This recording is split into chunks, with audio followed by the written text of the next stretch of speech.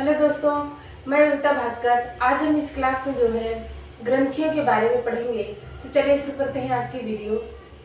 तो आज की वीडियो में दोस्तों हम ग्रंथियों के बारे में पढ़ने जा रहे हैं। देखते हैं इसमें तो कोशिकाओं यानी कि सेल के व्यवस्थित समूह को ही ऊतक यानी कि टिश्यू कहा जाता है। यही ऊतक मिलकर अंग का निर्माण करते हैं। कुछ ऊतक या अंग विशेष प्रकार के रसायन, एंजाइम, हार्मोन्स का निर्माण करते हैं। उन्हें ही ग्रंथि कहा जाता है। ग्रंथि शरीर की विभिन्न क्रियाओं को नियंत्रण करने हेतु हार्मोन्स और एंजाइम जो है बनाते हैं। अब देखते हैं यहाँ पर तो ग्रंथियां हमारी जो होती हैं ये 3 प्रकार की होती हैं। पहला है हमारा बहिस्रावी ग्रंथि और दूसरा है अंतःस्रावी ग्रंथि और तीसरा है हमारा मिश्रित ग्रंथि। ठीक है, तो पहले देखते हैं हम यहाँ पर एरो का चिन्ह लगाया हमने। पहले देखते हैं अंतःस्रावी ग्रंथि क्या है। तो ऐसी ग्रंथियां जो नासिका विहीन होती हैं, ऐसी ग्रंथियां जिनमें नासिका नहीं होती दोस्तों, नासिका विहीन होती हैं, एवं इनसे निकलने वाला पदार्थ हार्मोन्स कहलाता है। इनसे जो पदार्थ निकलता है उसे हार्मोन्स कहा जाता है।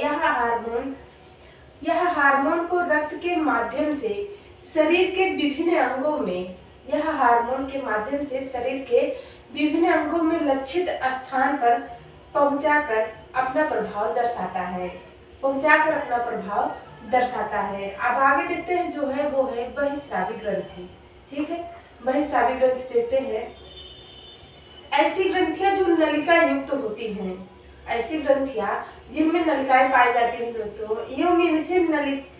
एवं इनसे निकलने वाला पदार्थ हमारा एंजाइम कहलाता है।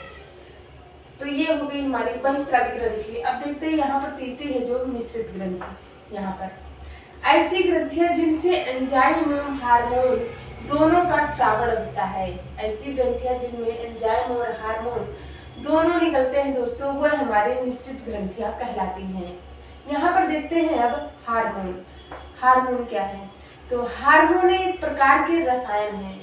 हार्मोन एक प्रकार के रसायन होते हैं जिसे विभिन्न ग्रंथियों द्वारा रक्त में स्रावित किया जाता है तथा रक्त के प्रवाह में ये रसायन शरीर के विभिन्न हिस्सों तक संदेश ले जाने का कार्य करते हैं।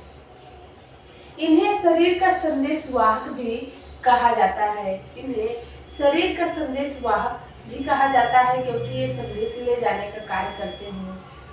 और आगे है हार्मोन्स ही हमारे शरीर के विकास को मेटाबॉलिज्म, प्रजनन आदि की क्रियाओं के लिए उत्तरदायी होते हैं। इसके अतिरिक्त हमारे प्रत्येक भाव जैसे गुस्सा आना, घबराहट होना, प्यार आना आदि के लिए भी हार्मोन्स ही जिम्मेदार माने जाते हैं या जिम्मेदार होते हैं। तो दोस्तों सबसे पहले खोजा गया हार्मोन वो है हमारा सिक्रेटिन जो है हार्मोन, ये सबसे पहले खोजा गया था। आगे देखते हैं इसमें हार्मोन शब्द की उत्पत्ति ग्रीक शब्द होर्मो से हुई है, जिसका अर्थ होता है मैं उत्तेजित करता हूँ। अपने नाम के अनुरूप प्रत्येक हार्मोन शरीर के एक विशेष हिस्से को उत्तेजित करता है। हार्मोन का निर्माण अंतःस्रावी ग्रंथियों में होता है और ये ग्रंथि की कोशिकाओं से सीधे रक्त में मिल जाता है। अब देखते हैं आगे एंजाइम में देखते हैं आगे। तो एंजाइम्स की बात करें तो ये अलग अलग प्रकार के रसायन होते हैं जो शरीर में होने वाली कई रासायनिक क्रियाओं जैसे भोजन को पचाने आदि को तेज कर देते हैं। आगे देखते हैं इसमें तो दूसरे शब्दों में ये किसी उत्प्रेरक की भांति कार्य करते हैं। एंजाइम ही शरीर में मौजूद जटिल अणुओं को ग्लूकोज जैसे छोटे अणुओं में तोड़ने में मदद करते हैं, जिसे शरीर ईंधन के रूप में उपयोग कर पाता है। अब देखते हैं बहिर्स्रावी ग्रंथियां। इसके अंतर्गत देखते हैं तो यह नलिका युक्त ग्रंथियां होती हैं। इनके लक्षित अंग नजदीक होते हैं एवं इनसे निकलने वाले पदार्थ एंजाइम कहे जाते हैं या एंजाइम कहते हैं। उदाहरण देते हैं, जैसे पहला है इसमें, तो 5 पॉइंट हमने लिखा है। पहला है अश्रु ग्रंथि। अश्रु ग्रंथि से दोस्तों आंसू निकलता है। दूसरा है हमारा लार ग्रंथि। लार ग्रंथि से लार निकलते हैं। तीसरा है हमारा सीबम ग्रंथि। सीबम ग्रंथि से दोस्तों तेल निकलता है। चौथा है हमारा स्वेद ग्रंथि। स्वेद ग्रंथि से पसीना निकलता है। पांचवा है हमारा दुग्ध ग्रंथि। दुग्ध ग्रंथि से दूध निकलता है। अब आगे देखते हैं बहिर्स्रावी ग्रंथियां। यहाँ पर है मानव शरीर की सबसे बड़ी ग्रंथि और सबसे बड़ी बहिर्स्रावी ग्रंथि जो है वो है यकृत हमारा, यानी कि लीवर। इसका वजन जो होता है लगभग 1.5 या फिर 2 किलोग्राम होता है। ठीक है, आगे देखते हैं यकृत द्वारा जो है, तो यकृत द्वारा ही पित्त रस जो है स्रावित होता है। यह पित्त आंत में जो है उपस्थित एंजाइम की क्रिया को तीव्र कर देता है और इसका काम जो है आगे देखते हैं, तो भोजन पचाने में सहायता करना। भोजन पचाने में सहायक होते हैं। तो देखते हैं जब भी हम कुछ खाते हैं तो लीवर के द्वारा ही पित्त रिलीज किया जाता है। तो दोस्तों अब जिससे हमारा भोजन पचता है, इसमें मौजूद पित्त हमारे खाने को छोटे छोटे टुकड़ों में बांट देता है और इससे खाना आसानी से पचने लग जाता है।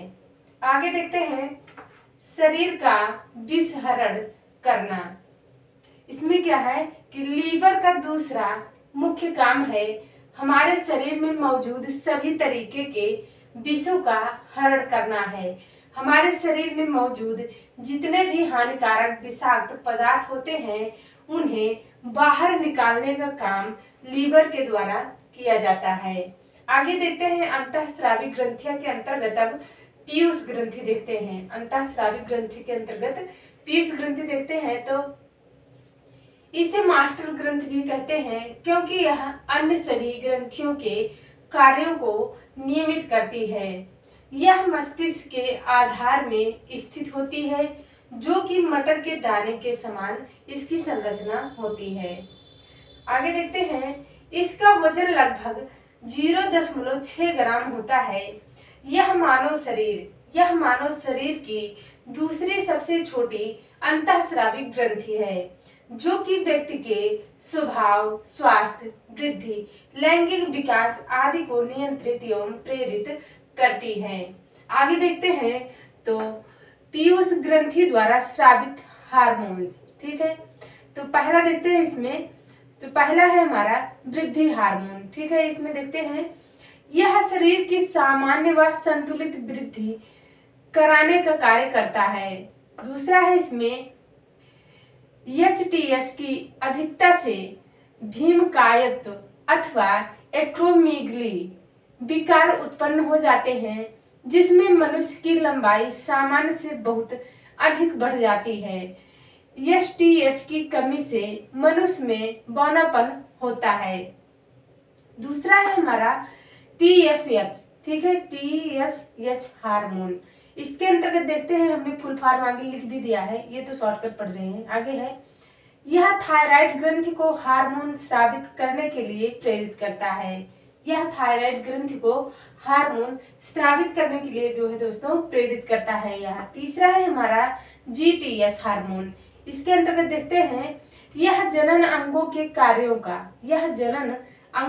कार्यों का नियंत्रण करता है और यह 2 प्रकार का होता है।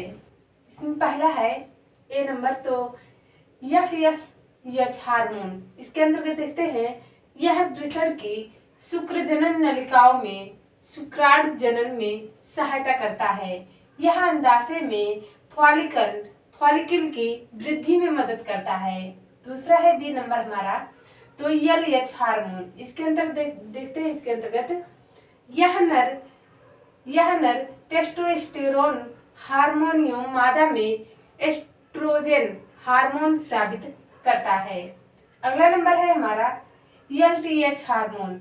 इसके अंतर्गत दुग्धजनक हार्मोन है। ये दुग्धजनक हार्मोन कह सकते हैं या फिर आप जो है LTH हार्मोन कह सकते हैं। यहाँ पर हमने फुल फॉर्म भी लिख दिया साथ में। तो देखते हैं इसके अंतर्गत इसका मुख्य कार्य है शिशु के लिए, इसका मुख्य कार्य है शिशु के लिए स्तनों में दुग्ध स्राव उत्पन्न करना।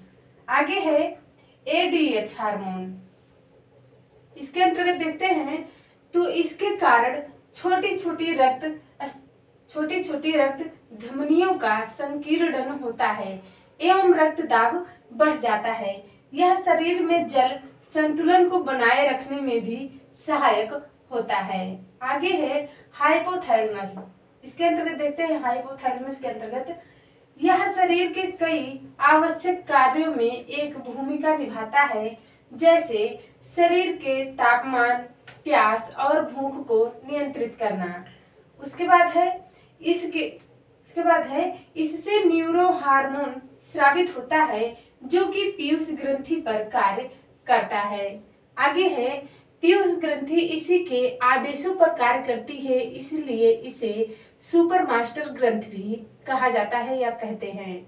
आगे है हमारा पीनियल ग्रंथि। ठीक है, इसके अंतर्गत देखते हैं तो पीनियल ग्रंथि जो है हमारी मानव शरीर की सबसे छोटी ग्रंथि होती है, जिसकी लंबाई लगभग 5 या फिर 8 मिलीमीटर होती है। ठीक है, यह ग्रंथि अग्र मस्तिष्क के ऊपरी भाग में स्थित होती है। इस ग्रंथि को मस्तिष्क की तीसरी आंख भी कहते हैं। आगे देखते हैं यह हार्मोन प्रकाश द्वारा प्रभावित होता है। कम प्रकाश में इसका स्रावण अधिक एवं तीव्र होता है, प्रकाश में कम स्रावण होता है। और इसके अंतर्गत देखते हैं इसे नींद का हार्मोन भी कहा जाता है। यह शरीर की दैनिक क्रियाएं जैसे सोना, जागना एवं महिलाओं में मासिक धर्म चक्र का निर्धारण करती है या करता है, इसीलिए इसे शरीर की जैविक घड़ी भी कहा जाता है। दोस्तों हम थायराइड ग्रंथि देखते हैं। तो इसके अंतर्गत थायराइड ग्रंथि श्वास नली के दोनों ओर यज आकार में स्थित होती है। ये दोस्तों थायराइड ग्रंथि हमारे यहाँ पर गले के पास यहाँ पर पाई जाती है। तो यज आकार में स्थित होती है। यह शरीर की सबसे बड़ी अंतःस्रावी ग्रंथि होती है। इससे थायरॉक्सिन नामक हार्मोन निकलता है, जिसमें आयोडीन तत्व पाया जाता है। इससे निकलने वाला हार्मोन थायरॉक्सिन शरीर में आयोडीन की मात्रा का निर्धारण करता है। आगे देखते हैं थायरॉक्सिन ग्रंथि के कार्य। थायरॉक्सिन ग्रंथि के कार्य देखते हैं तो इसमें यह कोशिकीय श्वसन की गति को तीव्र करता है। यह शरीर की सामान्य वृद्धि, विशेषता, हड्डियों, बाल इत्यादि के विकास के लिए अनिवार्य है। आगे है पीयूष ग्रंथि के हार्मोन के साथ मिलकर शरीर में जल संतुलन का नियंत्रण करते हैं। तो आगे देखते हैं दोस्तों थायरॉक्सिन की कमी से होने वाले रोग। पहला है इसमें जो है जड़ मानवता। यह रोग देखते हैं तो यह जन्म से पूर्व यानी कि गर्भावस्था में आयोडीन की कमी से होता है। इस रोग से शिशु का संपूर्ण शारीरिक एवं मानसिक विकास रुक जाता है। दूसरा है हमारा घेघा रोग। ठीक है, इसके अंतर्गत देखते हैं तो भोजन में आयोडीन की कमी से यह रोग उत्पन्न हो जाता है। इस रोग में थायराइड ग्रंथि के आकार में बहुत वृद्धि हो जाती है। आगे देखते हैं पैराथायराइड ग्रंथि। ठीक है, आगे है पैराथायराइड ग्रंथि के अंतर्गत देखते हैं यह थायराइड ग्रंथि के चारों ओर रहेगा यहाँ पर चारों ओर ठीक पीछे स्थित होती है। इससे दो हार्मोन स्रावित होते हैं। पहला तो है हमारा पैराथायराइड हार्मोन और दूसरा है कैल्सिटोनिन। ठीक है, तो पहले देखते हैं पैराथायराइड हार्मोन। यह हार्मोन तब स्रावित होता है जब रक्त में कैल्शियम की कमी हो जाती है। ठीक है, अब दूसरा है कैल्सिटोनिन। कैल्सिटोनिन में देखते हैं तो जो हार्मोन है कैल्सिटोनिन, जब रक्त में कैल्शियम की मात्रा अधिक होती है तब यह हार्मोन मुक्त होता है, अर्थात पैराथायराइड ग्रंथि से निकलने वाला हार्मोन रक्त में कैल्शियम की मात्रा को नियंत्रण करता है। आगे देखते हैं थाइमस ग्रंथि। थाइमस ग्रंथि देखते हैं तो इसमें थाइमस ग्रंथि हृदय के समीप स्थित होती है, जो कि एंटीबॉडी के निर्माण और देखते हैं उसके शरीर में रोग प्रतिरोधक क्षमता को बनाए रखता है। यह संक्रमण के प्रति सुरक्षा प्रदान करती है। और आगे है, यह ग्रंथि उम्र बढ़ने के साथ साथ घटती जाती है। इस ग्रंथि से थाइमोसिन हार्मोन का स्राव होता है, जो कि शरीर में टी लिम्फोसाइट्स का निर्माण बढ़ाकर एंटीबॉडी बनाता है। आगे है, जो शरीर के प्रतिरक्षा तंत्र को मजबूत बनाता है। थाइमस ग्रंथि को प्रतिरक्षा तंत्र का राजा भी कहा जाता है। आगे है, यह ग्रंथि जन्म के समय लगभग 10 से 12 ग्राम की होती है जन्म के समय दोस्तों, और युवाओं में 20 से 22 ग्राम की तथा वृद्धों में मात्र 3 से 6 ग्राम तक रह जाती है। आगे देखते हैं अधिवृक्क ग्रंथि। इसमें देखते हैं तो एड्रिनल ग्रंथि किडनी के ऊपरी सिरे पर स्थित होती है। यह भय, क्रोध, उत्तेजना, संकट आदि के समय अधिक सक्रिय होती है, इसीलिए इसे आपातकालीन ग्रंथि भी कहा जाता है या कहते हैं। यह शरीर में लैंगिक लक्षण, लवण की मात्रा और शर्करा की मात्रा को नियंत्रित करती है। इसे 3F यानी कि 3F या फिर 4S ग्रंथि भी कहते हैं। यहाँ पर देखते हैं तो 3F के अंतर्गत क्या क्या आता है, तो फियर आता है, फाइट फ्लाइट आता है, और 4S के अंतर्गत जो आता है वो आता है सेक्स, स्ट्रेस, सॉल्ट और स्टेरॉइड। ठीक है, आगे देखते हैं तो यह ग्रंथि 2 भागों में विभाजित होती है। पहला है जो वो है कार्टेक्स, दूसरा है हमारा मेडुला। ठीक है, इसे निम्न नामों से जाना जाता है। तो इसमें देखते हैं कौन कौन से नाम से जाना जाता है इसे, तो 3F या फिर 4S हार्मोन के नाम से जाना जाता है। आगे है लड़ो या उड़ो हार्मोन के नाम से भी जाना जाता है, करो या मरो हार्मोन के नाम से, और आपातकालीन हार्मोन के नाम से जाना जाता है। आगे है जीवन रक्षक हार्मोन, यानी कि इतने नामों से दोस्तों इसे जाना जाता है। आगे देखते हैं जनन ग्रंथियां। जनन ग्रंथियों को आगे वीडियो में जनन ग्रंथियां जो है जनन तंत्र में जो है दोस्तों आगे पढ़ भी चुके हैं, वीडियो जो देखे होंगे शायद आप लोग, इसमें भी पढ़ते हैं जो है, क्योंकि हार्मोन से रिलेटिव है इसमें। तो जनन अंग प्रजनन क्रिया में प्रत्यक्ष रूप से शामिल होते हैं। पुरुष की जनन ग्रंथि को वृषण तथा मादा की जनन ग्रंथि को अंडाशय कहा जाता है। इसमें देखते हैं पुरुष की जनन ग्रंथि जो होती है वो वृषण जो है, वृषण के बाद टेस्टोस्टेरोन। ठीक है, मादा में होता है अंडाशय, अंडाशय से जो है दोस्तों एस्ट्रोजन, प्रोजेस्टेरोन और रिलैक्सिन हार्मोन होते हैं। आगे देखते हैं दोस्तों, अब अगला है टेस्टोस्टेरोन। ठीक है, टेस्टोस्टेरोन के अंतर्गत देखते हैं तो यह मेल सेक्स हार्मोन्स है। पुरुषों के यौवन और उनके विकास के लिए टेस्टोस्टेरोन को ही जिम्मेदार माना जाता है। आगे देखते हैं यह पुरुषों में द्वितीयक सेक्सुअल कैरेक्टर को निर्धारित करता है। जैसे कि देखते हैं इसमें पहला है हमारा दाढ़ी मूंछ का निकलना, दूसरा है आवाज का भारी होना, तीसरा है हमारा सीने का ज्यादा चौड़ा होना, और चौथा है भौतिक रूप से या शारीरिक रूप से ज्यादा ताकतवर होना। आगे देखते हैं अब एस्ट्रोजन देखते हैं, यह हार्मोन महिलाओं में द्वितीयक लैंगिक लक्षणों जैसे स्तन ग्रंथियों का विकास, आवाज का पतला होना, मासिक चक्र के नियंत्रण के लिए जिम्मेदार होता है। आगे देखते हैं अगला है प्रोजेस्टेरोन। ठीक है, प्रोजेस्टेरोन इसके अंतर्गत देखते हैं यह हार्मोन प्रेगनेंसी के दौरान अहम भूमिका निभाता है। यह शरीर के महत्वपूर्ण कार्यों को उत्तेजित करने में बढ़ावा देता है, जिससे कसियों करने और प्रेगनेंसी के लिए शरीर तैयार करने में सहायता होता है। आगे देखते हैं, अगला है तो यहाँ पर है रिलैक्सिन हार्मोन्स। रिलैक्सिन हार्मोन्स के अंतर्गत देखते हैं, यह हार्मोन प्रसव के समय गर्भाशय को फैलाता है, जिससे बच्चे को जन्म देने में सहायता होती है। अगला है हमारा मिश्रित ग्रंथि। इसके अंतर्गत देखते हैं तो ऐसी ग्रंथियां जिसमें अंतःस्रावी और बहिस्रावी दोनों प्रकार के कार्य होते हैं, उन्हें मिश्रित ग्रंथि कहते हैं। जैसे अग्न्याशय, पाचक, एंजाइम व इंसुलिन हार्मोन का उत्पादन। आगे है एंजाइम। इसमें देखते हैं तो लाइपेज एंजाइम जो है, लाइपेज देखते हैं तो लाइपेज एंजाइम जो है हमारा, यह फैट तथा वसा का पाचन करता है।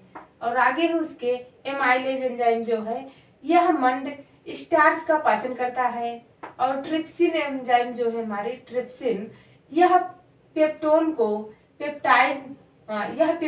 पेप्टाइड में बदल देता है। आगे है हार्मोन अल्फा कोशिका। अल्फा कोशिका के अंतर्गत देखते हैं यह ग्लूकोगॉन, यहाँ पर ग्लूकोगॉन रहेगा दोस्तों। ग्लूकोगॉन नामक तत्व निर्मित करती है जो ग्लूकोज के लेवल को बढ़ा देता है। अगला है बीटा कोशिका। यह इंसुलिन नामक हार्मोन होता है, और यह इंसुलिन की कमी से दोस्तों मधुमेह रोग हो जाता है, और यह जो है उससे बचाता है। आगे कोशिका में भोजन को ग्रहण करके और ऊर्जा का निर्माण करता है। तो आज की वीडियो हमारी यहीं पर समाप्त हुई। आप लोगों का बहुत बहुत धन्यवाद।